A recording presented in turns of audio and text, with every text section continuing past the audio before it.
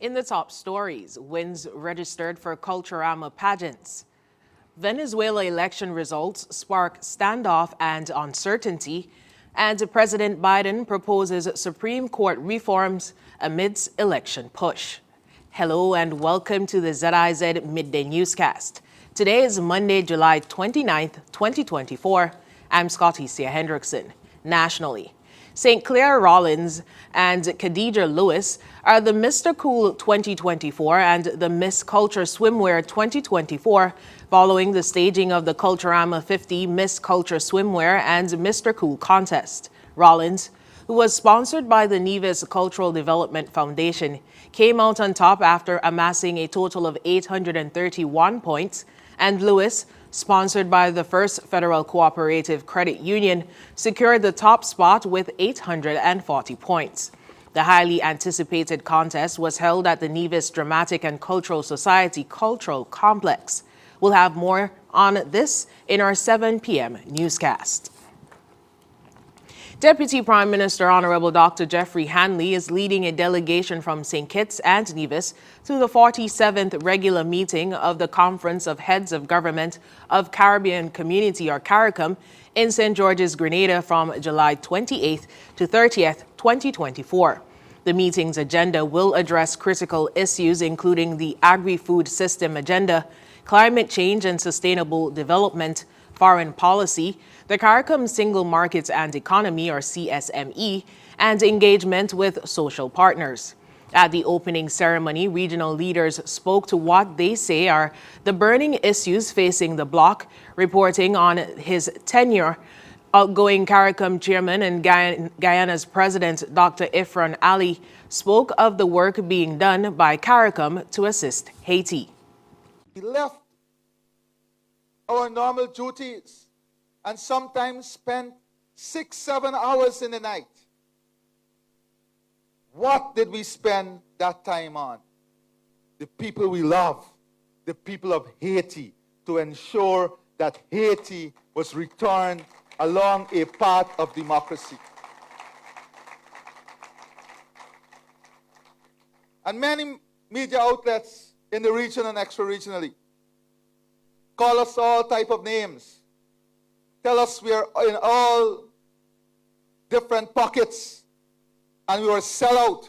And today, we have a presidential council, a prime minister, and we remain strongly committed to the task of ensuring Haiti return to full normalcy, democracy, and governance. The delegation accompanying Dr. Hanley includes Naima Hazel, Permanent Secretary in the Prime Minister's Office, His Excellency Ambassador Larry Vaughan, Head of the Regional Integration and Diaspora Unit, Sharima Matthew, Director of the St. Kitts and Nevis Information Service, and Bijan Hazel, Senior Foreign Service Officer in the Ministry of Foreign Affairs. The participation of Dr. Hanley and the delegation underscores the commitment of St. Kitts and Nevis to actively engage in regional dialogue and collaborative efforts to address pressing issues facing the CARICOM community. The government of St. Kitts and Nevis and the government of the Republic of Lebanon formalized the establishment of diplomatic relations on Wednesday, July 24th, 2024, during a signing ceremony at the permanent mission of the Republic of Lebanon to the United Nations.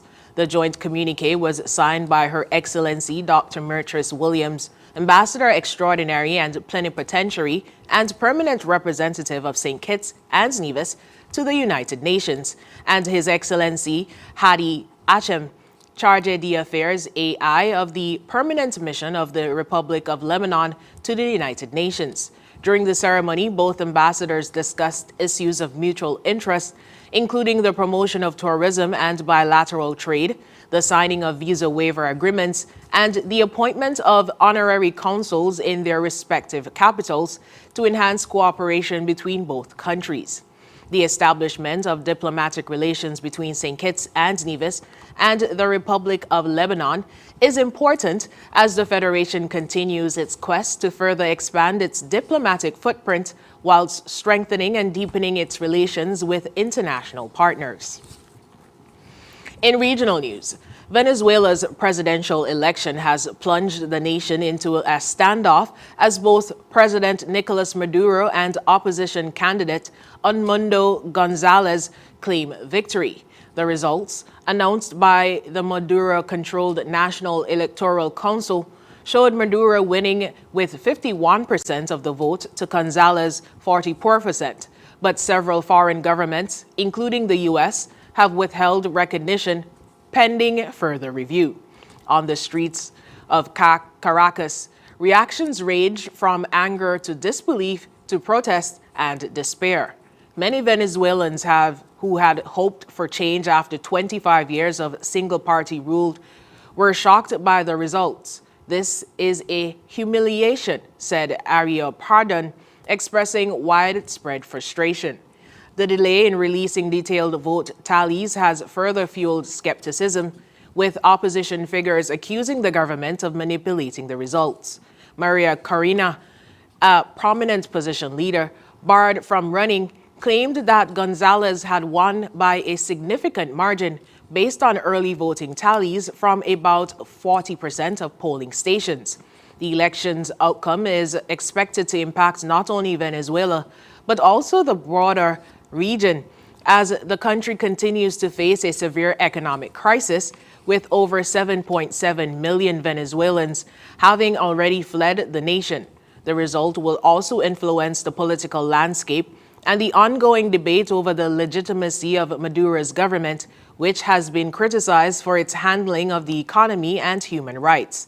Amidst the turmoil, Maduro has accused foreign entities of attempting to disrupt the election and promised to address those who stir violence.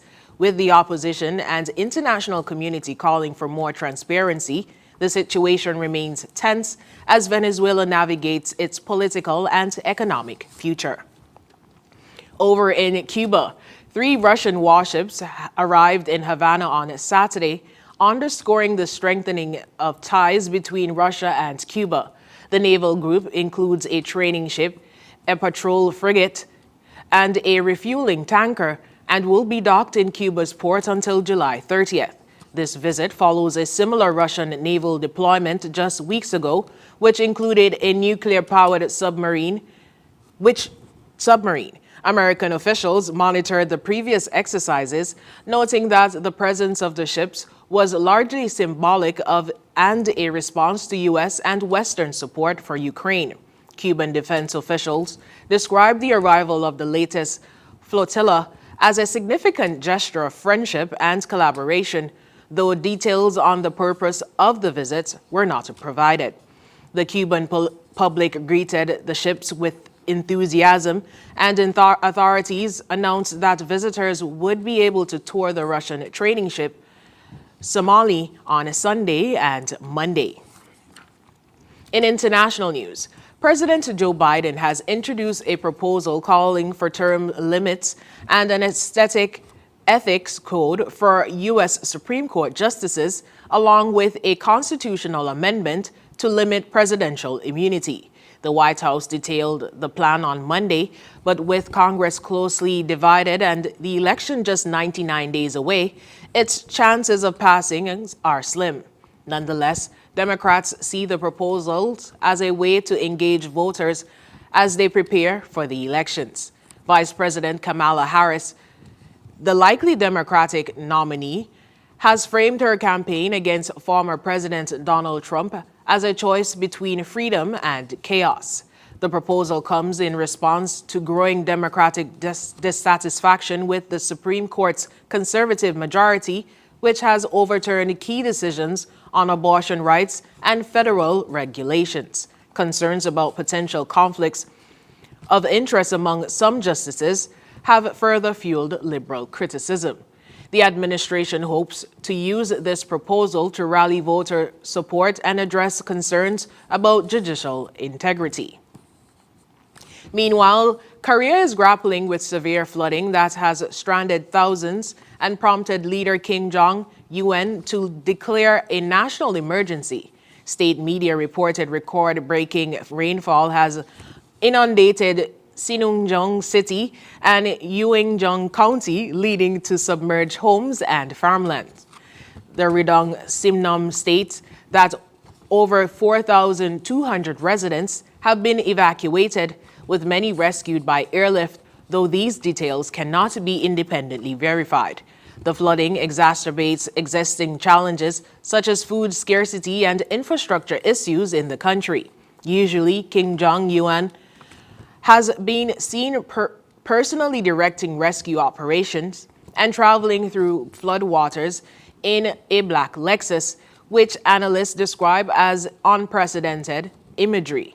Kim has declared parts of 3 provinces as special disaster emergency zones and emphasized that the state is actively addressing the crisis.